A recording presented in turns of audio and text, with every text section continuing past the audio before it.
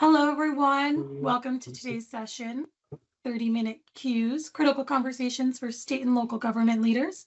We're excited to have you back for our second session of this series. Before we dive in, let's just go over some housekeeping. First, this session is being recorded and will be out to you by the end of the week. So if you miss anything, we can get you caught up.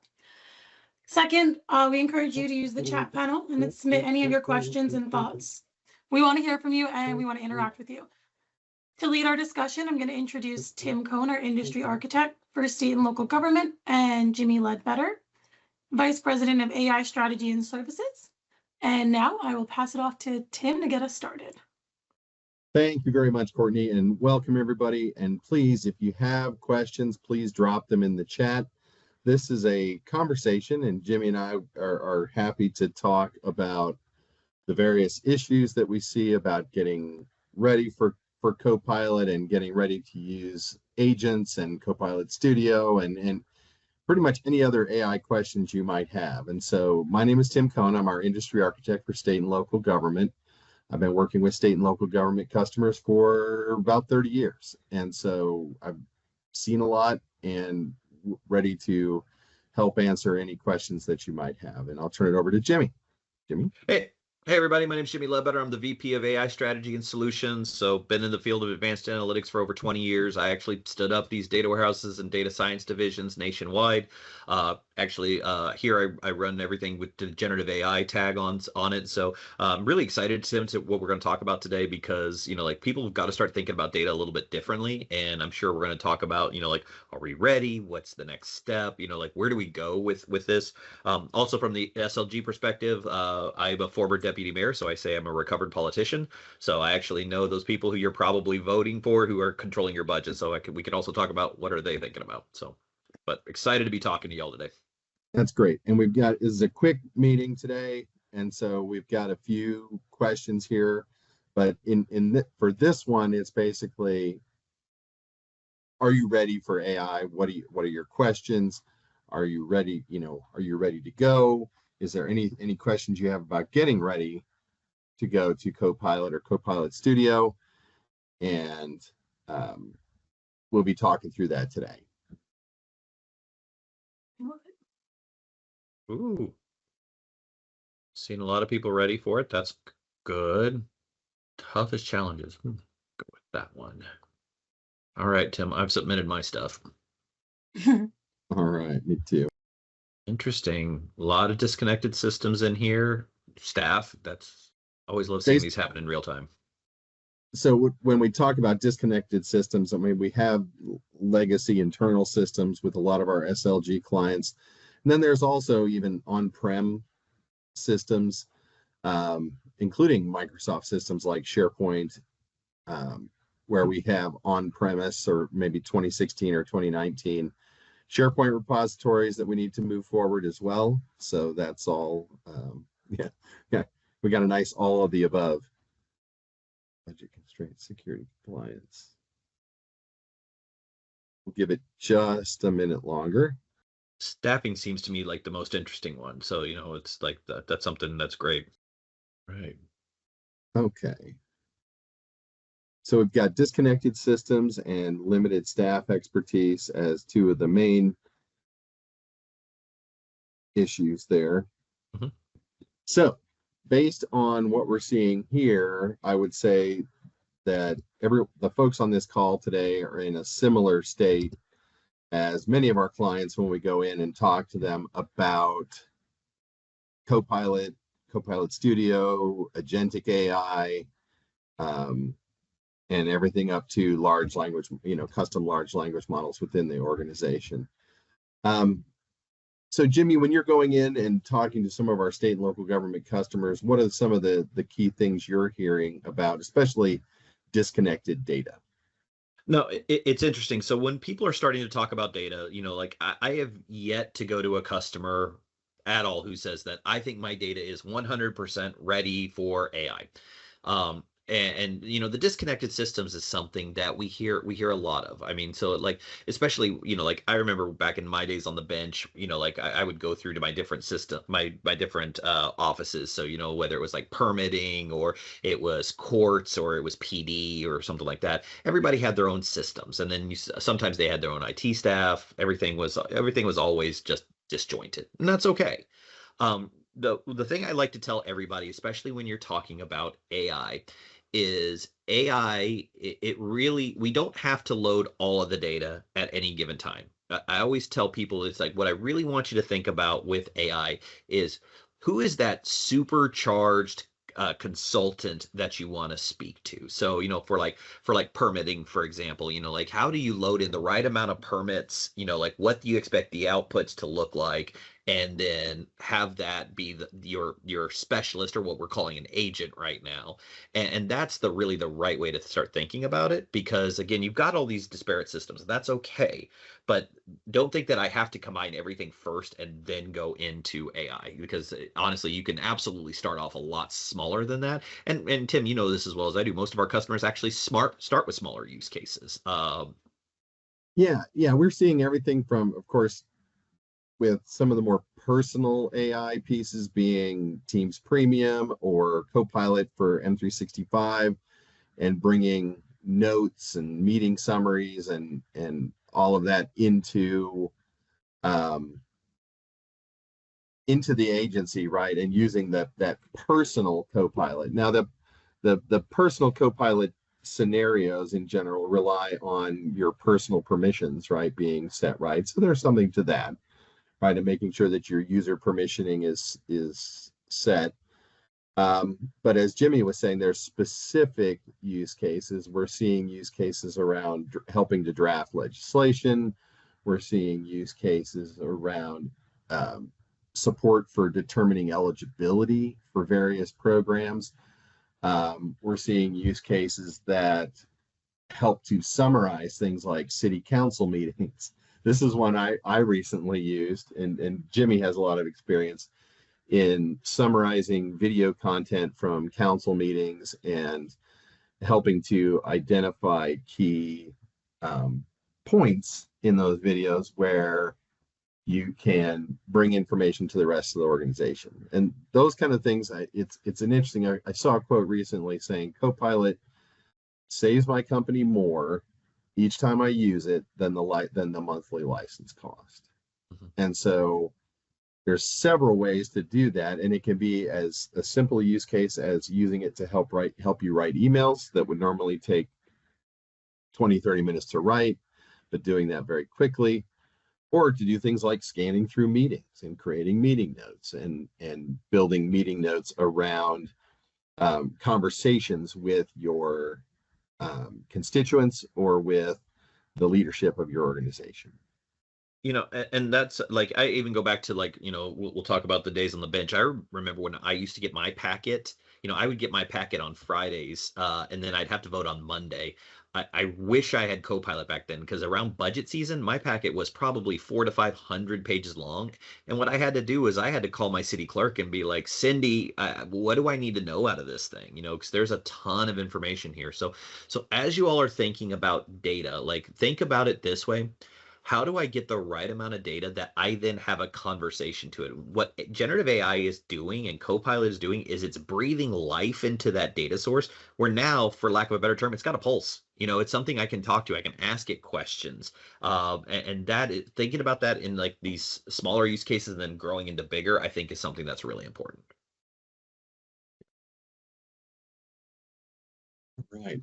Any other questions from the crowd here? We are always willing to answer anything that might come up for you.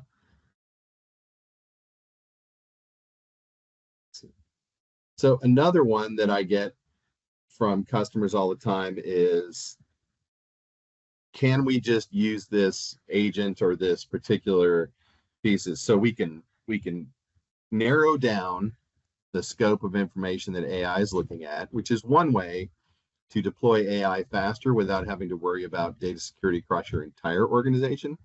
So when you use an agent, you can define where it gets its information from. I've done that for everything from help desks with large repositories of scripted help desk replies and bringing in agents to help with that.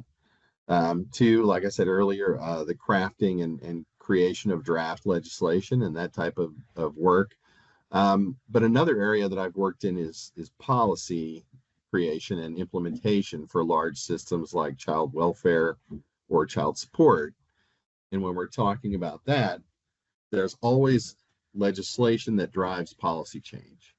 And so a good way to use, or a good use case for AI, is always looking through legislation and having it help you draft policy. Now, the key there is AI isn't the author, right? We keep a human in the loop to author the content, but we really need to make sure that the review process, so there's people, process, and technology. We have to make sure that the people and the process is there to review that AI built content around policy. But for policy changes that I've worked up with folks on the past, around, say, child welfare, they would be, the drafts can be written much, much faster using AI technology with access to legislative data and previous policy. So that's something where you could attach that to a cloud repository, have the agent help you write out policy changes, and really save time for the entire team. Any other example? Oh, go ahead, Jay. Yeah, and another example is, and I think that this might be hitting everybody at home. So if you're starting AI, or you're trying to figure out, like what's a good use case, especially coming into the season we're coming into right now, is using Copilot Studio with your HR manuals, because we're getting ready to go into like open enrollment here in a second. So that's a smaller data set. And Tim, I am awful at the human resources time of it. I couldn't tell you the difference between an FSA and an HSA if my life depended on it, but AI sure as heck can. So as you're thinking about some of these use cases, like that's a great one to really get people using it, is loading that document out and then sharing it to the masses and be like, hey, open enrollment's getting ready to happen. Did my vision change? Did my what does the PTO look like now? Like what's getting ready to change for me?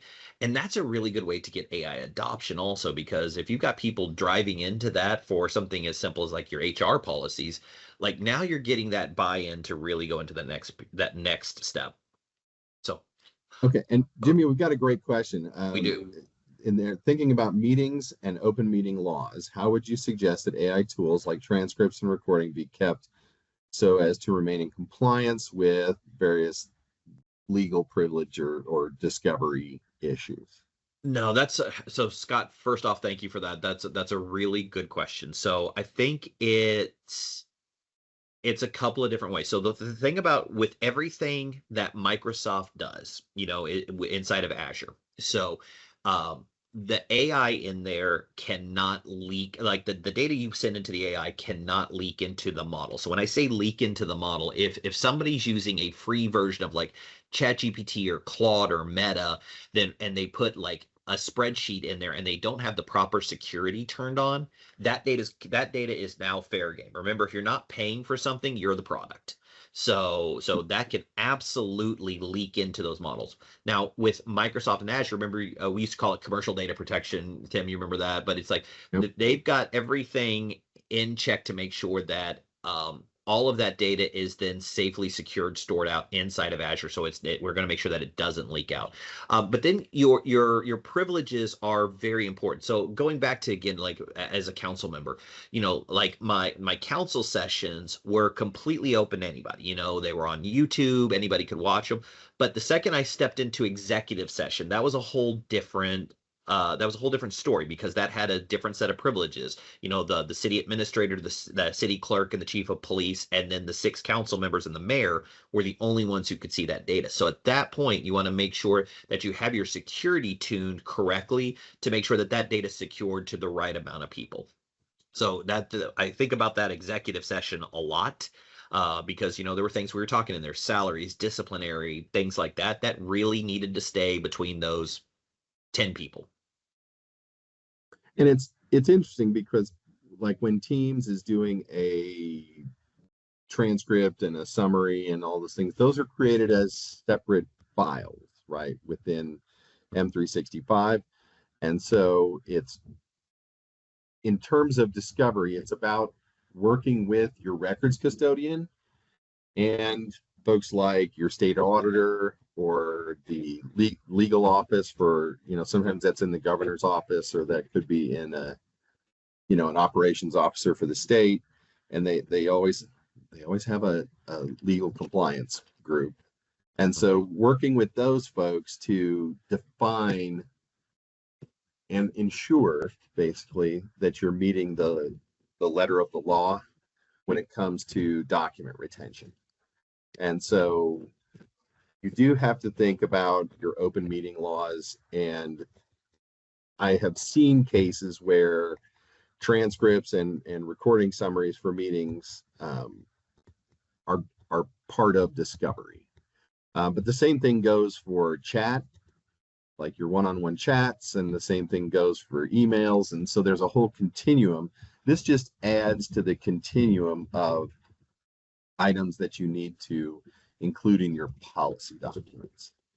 So that's something that our AI teams do as well when they go in and talk to one of our clients, is we look at the written policy documents that you have, and we often can give suggestions on how to improve those. Because in a lot of cases, it's really, we have these extra files now. The other thing you need to do is make sure you have a discussion. This is part of the rollout with people that there's a certain, now that we're all online in many cases, or coming back into work and meeting again, there's a certain amount of freedom that we had on some of these video conferences. We need to make sure that everyone is set to have a professional and constructive meeting. Mm-hmm. But go ahead, Jimmy. Yeah, I just pinged everybody just to see if there was any other questions from the group. Because Scott, I appreciate the one that you gave me. So and Tim, I think we had a couple other ones that were fed out to us as well. Yeah, I think, well, and I would just add for Scott's question, tools like Microsoft Purview can help, right? Understanding what's covered under your e-discovery or advanced e-discovery tools. So, okay. If an organization has a significant amount of on-premise data, is that usable by a Copilot agent? Could you say that one more time? So if an organization has a significant amount of on-premises data, so I would say it's probably either legacy system or something on-prem. Is that data accessible to a Copilot agent? So the question is it absolutely can be. So what we have to do is we have to think about it a couple of different ways. So there's ways that we can, I always say, like if we're talking like Copilot Studio, for example, we have the ability to go and grab that data, so we can export it, we can put it inside of the Copilot Studio. There are ways to create connections from Azure to on-prem solutions, and that's something that we absolutely, we can help set up for that. And then honestly, like what I tell a lot of people is there's probably a lot of that like corporate knowledge that is sitting on somebody's desktop, for example. So that is something where, you absolutely can load that up there and load it into a Copilot or a Copilot agent or like AI search or something where you can use it. Because, and this isn't just for state and local government, this is everybody. Most businesses are run off of Excel. They just truly are. No, I've been trying to kill it for 23 years, and I've been doing a really, really poor job of it. But there's ways that we can absolutely take those and get them to where now, again, we can give it a pulse and let us start chatting with it. Right. Thank you. I think Questions we had come in. Okay, a few other questions we have. What are some common mistakes that agencies make when trying to modernize their data? Ooh, I have an answer for that one.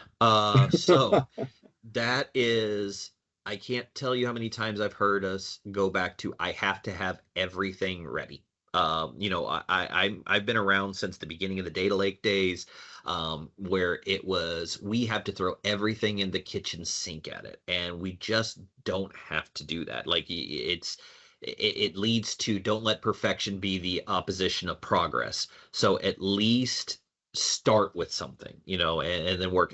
And honestly, what's interesting about that is when you start loading data into AI, so you can actually have AI do your quality checks for you. I have a quality check agent myself that says, hey, I've got the following data set. Is it any good? Is there, I'm from Missouri, and I've seen Missouri spelled 95 different ways, including the Z's in it. And I went to Mizzou, so I understand that. But it's like understanding how, like using AI, loading in the right amount of data, like, or is absolutely key, and just not thinking you have to have everything figured out all at once.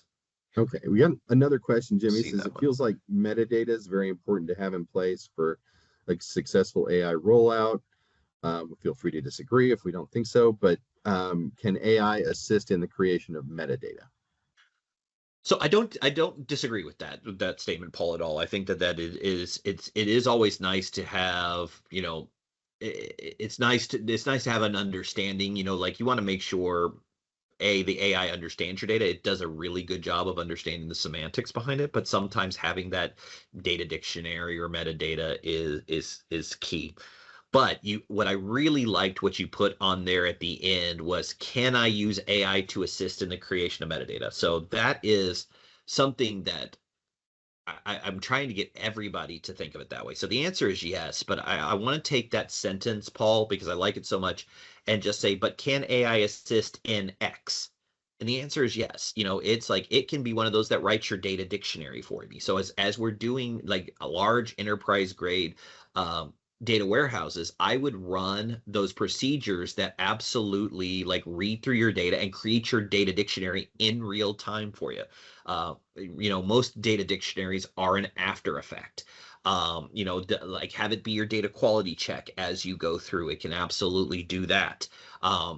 Think about it. These things are trained on the text equivalent of the internet, so it's got pretty much all of the knowledge in the cosmos right now. So these agents can absolutely help you with everything from metadata to policy to data dictionaries, etc. Yep, and it speeds things up considerably.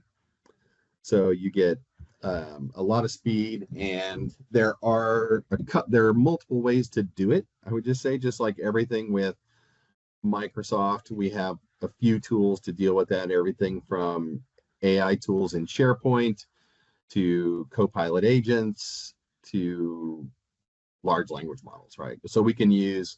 There's a number of ways for going in to build that metadata store.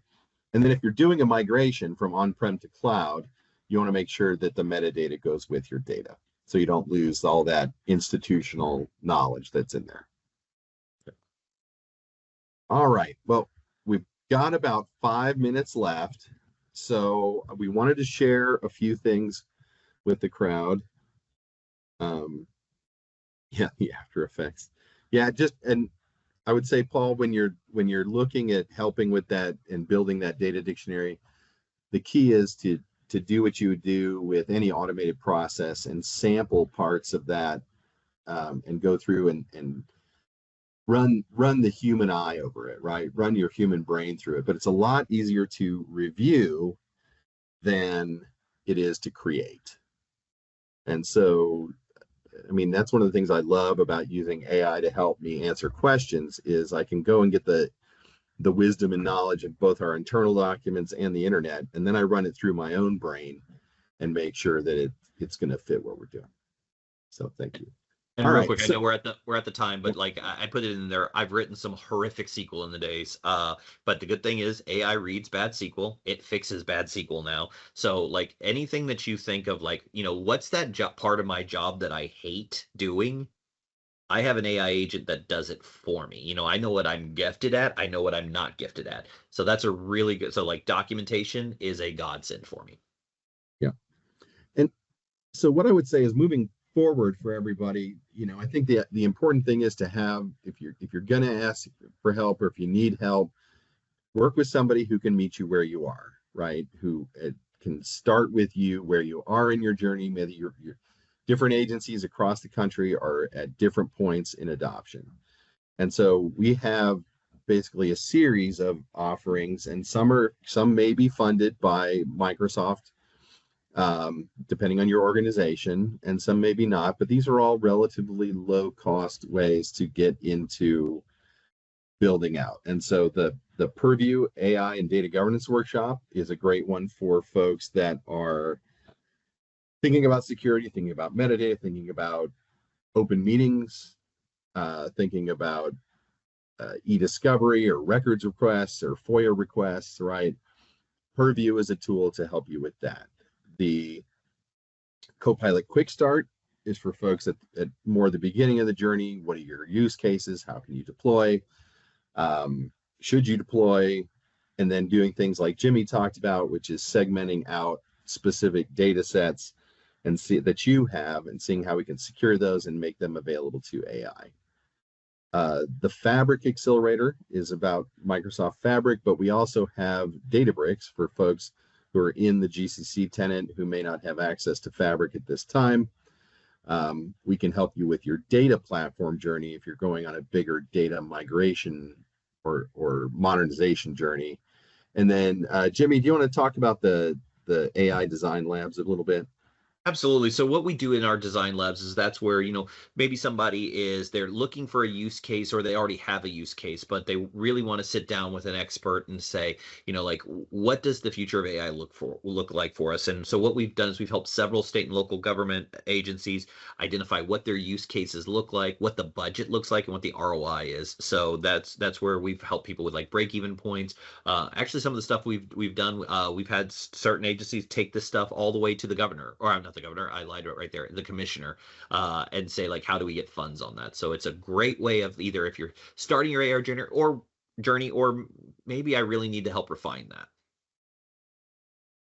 Yeah.